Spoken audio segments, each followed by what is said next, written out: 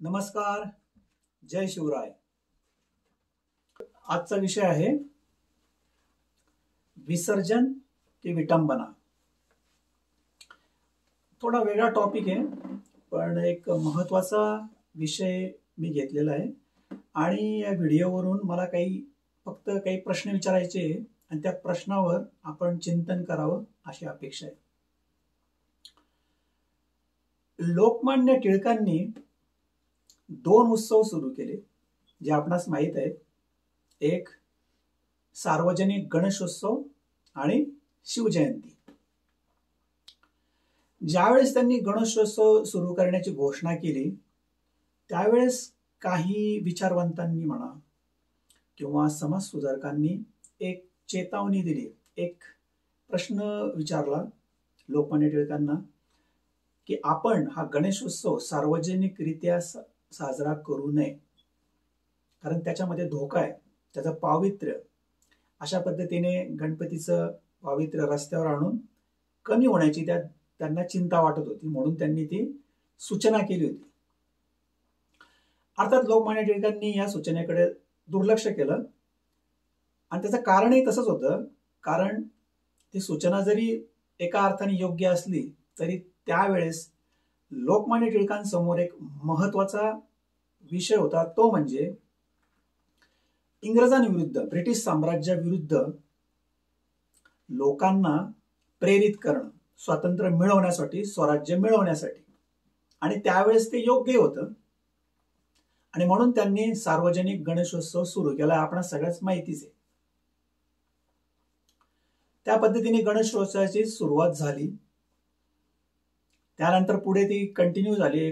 साधारणपणे लोकमान्य टिळकांचं निधन झालं 1920 मध्ये, जर मी बरोबर असेल तर. पण गणेशोत्सव सुरूच राहिला. लोकांनी आनंदाने तो गणेशोत्सव सुरू ठेवलाच. 1947 ला भारत स्वतंत्र झाला, इंग्रज गेले आणि देशामध्ये एक काँग्रेसच्या सरकारखाली धर्मनिरपेक्ष म्हणा, पुरोगामी म्हणा, असं ते सरकार आलं. पण गणेशोत्सव काही थांबला नाही. गणेशोत्सव सुरूच राहिला आणि अजूनही तो सुरूच आहे. तर या गणेशोत्सव संबंधी काही गणपती विसर्जनाचे मी फोटो सोशल मीडियावर पाहिले, तुम्ही पाहिले असतील, आणि त्या संबंधीच मला या व्हिडिओचं ऑब्जेक्ट सांगायचं आहे की मला नेमकं काय सांगायचं आहे. लोकमान्य टिळकांनी हा जो उत्सव सुरू केला, शिवजयंती आणि गणेशोत्सव, त्यामुळं लोकांना त्यातून प्रेरणा मिळाली. म्हणूनच लोकमान्य टिळकांना देखील भारतीय असंतोषाचे जनक असं म्हटलं जातं, जे योग्य आहे. आणि त्या पद्धतीने गणेशोत्सव साजरा करण्याची जणू प्रथाच सुरू झाली, जी आजतागायत सुरू आहे. पण आता थोडंसं आपण इतिहासाकडेही जाऊया. माझ्याकडे एक पुस्तक आहे, शिवशाहीर बाबासाहेब पुरंदरे यांचं हे पुस्तक आहे, राजा शिवछत्रपती. यातले 2 प्रसंग मी आपणास वाचून दाखवणार आहे आणि त्यामुळे विषय काय आहे त्याचं स्पष्टीकरण आपल्याला उलगडत जाईल. तर तो पहिला एक प्रसंग जो आहे तो मी वाचून दाखवतो. ज्यावेळेस शिवाजी महाराज 6 वर्षाचे होते त्यावेळेसचा. शिवाजी महाराजांच्या जन्माच्या वेळेस शहाजी राजांनी, म्हणजे शिवाजी महाराजांचे वडील, यांनी बंड पुकारलं सुलतानांविरुद्ध आणि त्यांचं हे बंड चिरडलं गेलं. पुणे ही जी जहागीर होती शहाजीराजांची, ती जहागीर जाळून टाकण्यात आली. त्या संबंधीचा तो प्रसंग आहे, तो मी वाचून दाखवतो. प्रकरणाचं नाव आहे त्याच्यातलं कसबे पुणे. आदिलशहाने शहाजीराजांचे पुणे पार बर्बाद करून टाकले. इसवी सन 1630, म्हणजे साधारणपणे शिवाजी महाराजांच्या जन्माच्या वेळेची गोष्ट आहे. पुढे बाबासाहेब पुरंदरे यांनी काय लिहिले ते मी वाचून दाखवतो. नंतर शहाजीराजांनी शिवबाची व जिजाबाई आई साहेबांची पुण्यात पाठवणी केली. पुण्याला जाण्याचा बेत मुकरर झाला. म्हणजे 6 वर्षानंतर, म्हणजे शिवाजी महाराज त्यावेळेस 6 वर्षाचे होते. पुण्यातले होते ते वाडे जळून आता कोळसे उरले होते फक्त. पुण्याचे ते उदास रूप पाहून आईसाहेबांना वाईट वाटले. पण पुण्याचे ते उदास, रोडके, रडके रूप पाहून त्यांना नवाच हुरूप चढला. त्यांनी मनोमनी ठरवले की हे कुरूप पालटवून पुण्याला सुस्वरूप करायचे, नटवायचे, हसवायचे आणि प्रारंभ करायचा तो देवदेवळापासून करायचा. पुण्यात देवळे होती, पण आता आईसाहेबांना हवा होता मंगलमूर्ती श्री गजानन. आरंभ करायचा तो श्री गणेशाय नमा करूनच. आणि काय योगायोग पहा, अगदी नेमका तोच गणराजा आईसाहेबांना सापडला. पुणे कसब्यात राहणाऱ्या विनायक भट ठकार नावाच्या ब्राह्मणाच्या घराजवळ भेंड्यांच्या विटांच्या आवारात गणराज मंगलमूर्ती एका कोनाड्यात उघड्यावर जणू आईसाहेबांचीच वाट बघत होते. त्यांना देऊळ नव्हते, देवारा नव्हता, मग कुठला नंदादीप आणि कुठला अमृताभिषेक. आईसाहेबांनी भक्तिभावाने त्याचे दर्शन घेतले. मोठा शुभायोग वाटला त्यांना. त्यांनी श्रींचे सुंदर मंदिर बांधण्याचा संकल्प सोडला. मंदिराच्या बांधकास प्रारंभ झाला. श्री महागणधीपये नमः. हाच तो पुण्यातील प्रख्यात कसब्याचा गणपती. असा तो प्रसंग आहे. आणि तिथून एक प्रथा पण निर्माण झालेली आहे की कुठल्याही शुभ कार्याला आपण गणपतीची पूजा करून कार्याला सुरुवात करतो. इतकं त्याचं पवित्र स्थान आपल्या धर्मामध्ये गणपतीचं आहे आणि जे योग्यच आहे. मात्र हे जे व्हिडिओ किंवा एक व्हिडिओ मी पाहिला होता सोशल मीडियावर आणि ते पाहून मी बराच डिस्टर्ब झालो. आणि आताचे काही फोटो आले, ते फोटो पाहिले की मला फार डिस्टर्ब झाल्यासारखं होतं. आपणलाही ते कदाचित वाटत असेल. तो व्हिडिओ असा होता थोडक्यात की एका ट्रकमध्ये, तो ट्रक थांबलेला आहे ब्रिजवर, नदीच्या ब्रिजवर थांबलेला आहे. आणि काही लोक, ते मजूर लोक असतील किंवा काय, ट्रक मधून दगड फेकावेत तसे त्या गणपतीच्या मूर्ती नदीच्या पात्रात फेकतायत. त्यात कुठलाही भक्तिभाव नाही किंवा काही नाही. अक्षरशः तशा पद्धतीचा तो व्हिडिओ होता. आणि हे दुसरेही काही व्हिडिओ तुम्ही पाहिलेले. विसर्जन केल्यानंतर ह्या मोठ्या मोठ्या गणपतीच्या ज्या मूर्ती आहेत त्यांचे जे अवशेष नदीच्या काठावर किंवा समुद्राच्या काठावर पडलेले, ते पाहून खरंच आपणास काहीच वाटत नाही का? हा माझा पडलेला प्रश्न आहे. आणि मग लोकमान्य टिळक यांनी हा जो गणेशोत्सव साजरा केला, त्यांना ही जी चेतावणी देणारे जे लोक होते, त्यांना जी भीती वाटत होती, त्या भीतीचा संदर्भ आता इथे लागतो. बरं, लोकमान्य टिळकांनी हा जो गणेशोत्सव सुरू केला होता त्याच्या मागचा हेतू काय होता तो पण आपण समजून घेतला पाहिजे. हेतू चांगलाच होता, समाज जागृती करायची, ब्रिटिशांविरुद्ध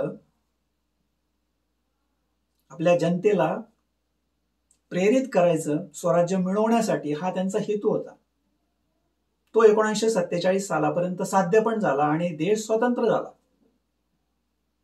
पण आता या गणेशोत्सवाचं स्वरूप कसं होत चाललंय तुम्ही बघता. ध्वनी प्रदूषण पण आहेच, पण त्याच्यापेक्षा जास्त विसर्जनाचा हा जो प्रकार आहे, तर ते विसर्जन आहे की गणपती बाप्पाच्या मूर्तीची विटंबना आहे, हा प्रश्न आपल्याला पडायला लागलेला आहे. आता जे मी सांगितलं, 1947 साली भारताला स्वातंत्र्य मिळाले आणि त्यानंतर एक पुरोगामी म्हणा किंवा सेक्युलर म्हणा, धर्मनिरपेक्ष म्हणा, अशा काँग्रेसची सत्ता आली आणि हे गणेशोत्सव सुरूच राहिला. त्यानंतर जवळजवळ 70 वर्षांनी म्हणजे 2014ला एक नवीन सरकार आलं वेगळ्या स्वरूपाचं, ज्याच्यामध्ये हिंदू राष्ट्राची घोषणा करण्यात आली. ऑफिशियल नसेल पण त्या दिशेने वारे वाहू लागले. मुस्लिमांविरुद्ध एक वातावरण तयार करण्यात आलं जे आपण अनुभवतोय. त्या संबंधामध्येच मी सांगितलं की शिवाजी महाराजांच्या शिव इतिहासातील हा दुसरा एक प्रसंग, पहिला प्रसंग मी वाचला, दुसरा प्रसंग जो आहे तो पण मी वाचून दाखवतो जसा तसा. शिवशाहीर बाबासाहेब पुरंदरे यांनी अफजल खान प्रकरणात काय लिहिलंय अफजल खानाबद्दल ते मी तुम्हाला वाचून दाखवतो. म्हणजे मी व्हिडिओचं नाव असं का ठेवलंय याचा तुम्हाला उलगडा होईल. नीट ऐका बाबासाहेब पुरंदरे काय लिहित आहेत. अफजल खानाने स्वतःच्या उत्तमपणाची त्याने स्वतःच्या शिक्क्यात खात्री देऊन ठेवली होती. अफजल खानाचा प्रसंग ते वर्णन करतात की अफजल खान कोण होता आणि तो स्वतःबद्दल काय ओळख देत होता त्याच्या संबंधी. त्याच्या शिक्क्यात म्हणजे त्याचा जो ऑथोराइज शिक्का होता त्या शिक्क्यात त्याने एक मजकूर कोरलेला होता. तो मजकूर बाबासाहेब पुरंदरे एक्सप्लेन करून सांगतात. त्यावर लिहिलं होतं, गर अर्ज कुनद सिपहर अला फजल पुजला व फजल अफजल अजहर मुल्की बनाए तस्बीह आवाज आयत अफजल अफजल. याचा अर्थ काय?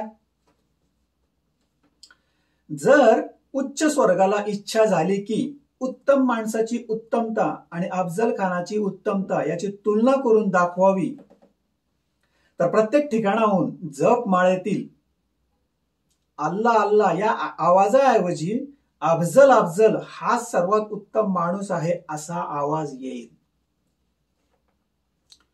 यावर बाबासाहेब पुरंदरेने एक मार्मिक टिप्पणी केली. पुढे त्यांनी लिहिलंय, अर्थात हा त्याचा गैरसमज होता.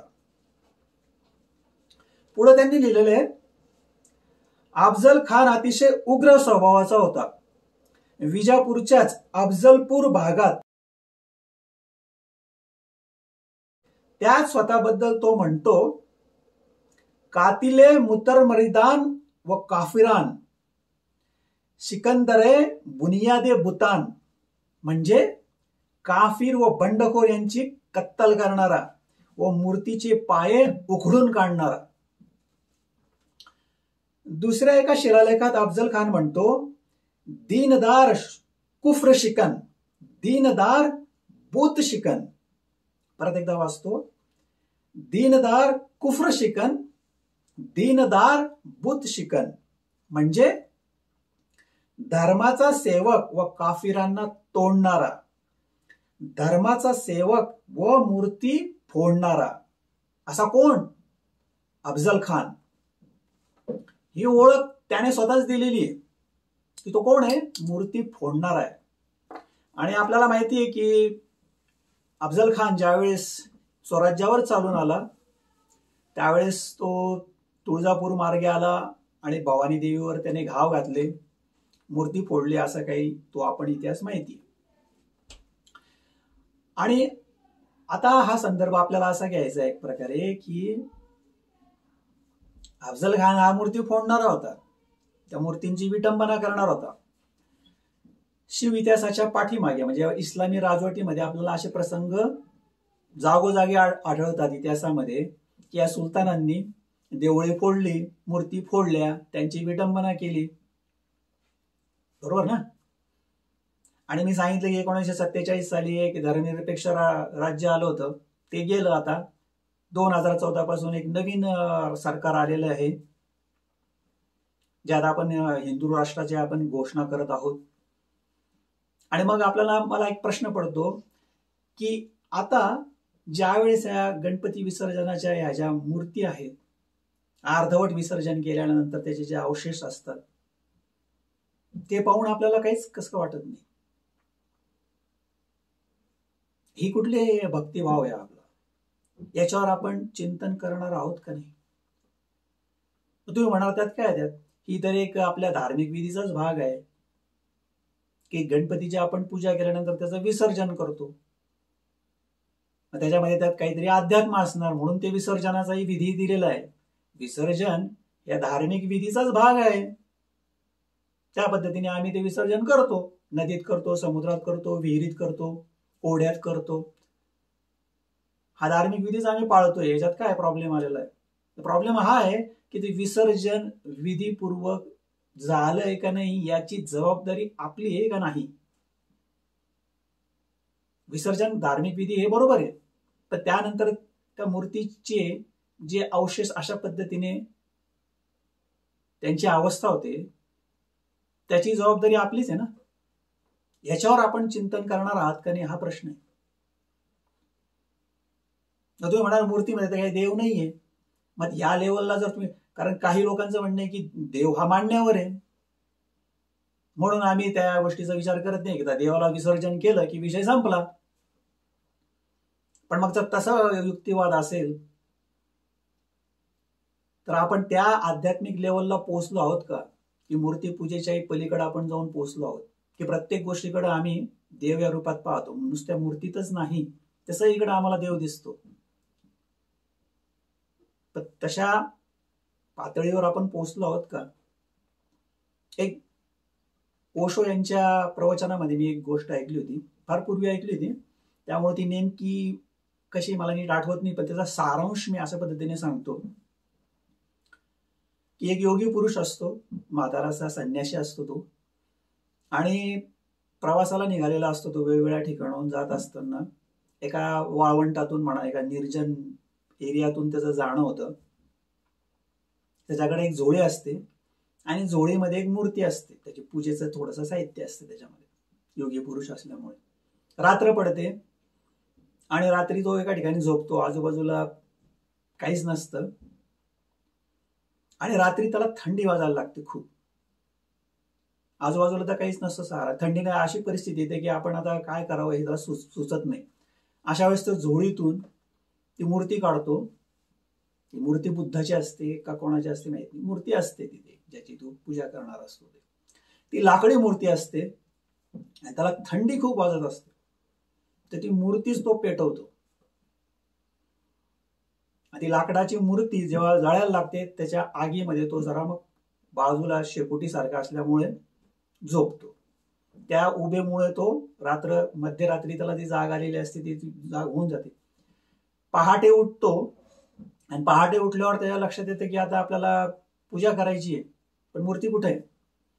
तो मूर्ती अर्धवट जळालेल्या अवस्थेत असते, काळी ठिक्कर पडलेली असते, तिचा शेप बिघडलेला असतो, ती मूर्ती सारखी वाटत नाही.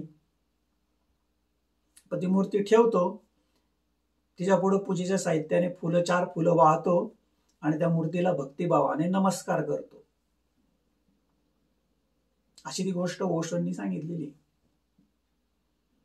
मग आता माझा प्रश्न आहे की आपण तेवढ्या आध्यात्मिक लेवलला, ज्या आध्यात्मिक लेवलला तो योगी पुरुष पोहोचलेला असतो, त्या अवस्थेला पोहोचलो आहोत का, याच्यावरही आपण या गोष्टीवर चिंतन केलं पाहिजे. का आपण अफजल खानाच्याच लेवलला आहोत याचा विचार केला पाहिजे. कारण अफजल खानाच्या दृष्टिकोनातून धर्म एकच होता की मूर्ती फोडणं म्हणजे धर्म पाळणं, त्या दृष्टीने ते होतं. अर्थात आपण काही तसं मुद्दाम करत नाहीये, ही गोष्ट मान्य केली तरी विसर्जनाचा जो विधी आहे तो आपण चांगल्या पद्धतीने करणार आहोत का नाही, योग्य पद्धतीने, हा आपण त्याच्यावर चिंतन केलं पाहिजे. कारण हे अशा पद्धतीने जर तुम्ही करत असाल तर ते किती योग्य याचा विचार करायला पाहिजे. मुळात आपल्याला एवढ्या मोठ्या मूर्तींची गरज आहे का. ते लालबागच्या गणपतीबाबत पण असंच बोललं जातं.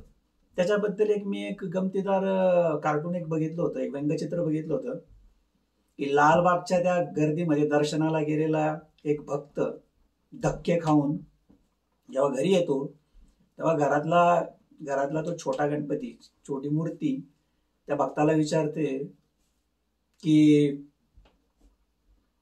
भक्ता, तुझा माझ्यावर भरोसा नाही का, तू कशासाठी लालबागच्या गणपतीच्या दर्शनासाठी गेला. यावर पण कधी कधी मला विचार पडतो की असे काही स्पेशल असतात काय स्पेशालिटी, की तो गणपती वेगळा, हा गणपती वेगळा, लालबागचा गणपती जास्त भारी आणि आपल्या घरातला गणपती खालच्या लेवलचा, असं काही असतं का. तर माझं म्हणणं हे की तुम्हाला जर गणपती विसर्जन नीट करता येत नसेल तर निदान मग ती पूजा तरी नका करू. जर करायची असेल पूजा, देवाची स्थापना करायची असेल तर त्याची काळजी घ्या की त्याचं विसर्जन चांगल्या पद्धतीने होईल. मग आता तुम्ही म्हणाल की हे जे तुम्ही मी फोटो दाखवलेत किंवा हे प्रसंग आहेत तर काँग्रेसच्या पण काळात होते, पूर्वी पण होते, मग आताच का बरं. पण आता तुम्ही म्हणतायत ना हे आपलं हिंदू राष्ट्र आता होतंय म्हणून, त्यावेळेस झाले असतील तर काहींना ते फाटे फोडायची सवय असते, तुम्ही आम्हालाच काय सांगताय? जर प्रश्न आहे मग आपल्याला सांगायचं, तुम्हाला नाही सांगायचं, आपल्या हिंदू लोकांना नाही सांगायचं, तर मग कोणाला सांगायचं? कोणाची जबाबदारी? विसर्जन कोण करते? ह्या गणपतीच्या मूर्तीची ही अवस्था कोणामुळे होते? आपल्याचमुळे होते ना. ध्वनी प्रदूषण हा पण एक दुसराच विषय त्याच्यामध्ये, ज्याच्यात लोकांनाच त्रास होतो. तर माझी सगळ्यांना विनंती आहे की आपण यावर चिंतन करावं आणि आपल्यामध्ये एक प्रकारची निदान जनजागृती ही झाली पाहिजे की आपण असं काही करणार नाही. लोकमान्य टिळकांनी ज्या वेळेस तो गणेशोत्सव सुरू केला होता त्याचा हेतू होता, आणि आता काय हेतू उरलाय यावर पण आपण चिंतन केलं पाहिजे. एवढंच मला सांगायचं होतं. जय शिवराय.